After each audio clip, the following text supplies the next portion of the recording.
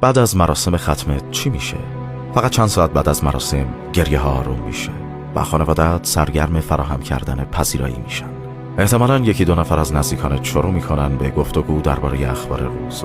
بعضیام زنگ میزنن و میگن نتونستن بیان چون یه اتفاق اورژانسی براشون پیش اومده. شرکتی که توش کار میکردی دنبال کسی میگرده که جای تو رو پر کنه. بعد از چند روز بچه‌هات باید برگردن سر کار چون مرخصیاشون تمام شده. یه ماه نگذشته همسرت پای تلویزیون یه فیلم کمدی میبینه و میخنده و تو با سرعت عجیبی از یادها میری. حالا با این حساب واقعا داری برای کی زندگی میکنی؟ همه زندگیت نگران بودی که دیگران در موردت چه فکری میکنن، ولی واقعیت تلخ اینه که اونا فکر خاصی نمیکنن. پس زندگی تو برای خودت زندگی کن. یادت نره زندگی کوتاه‌تر از اونه که بخوای صرف جلب رضایت دیگرانش کنی. خودت باش و شادی خودتو در اولویت بذار.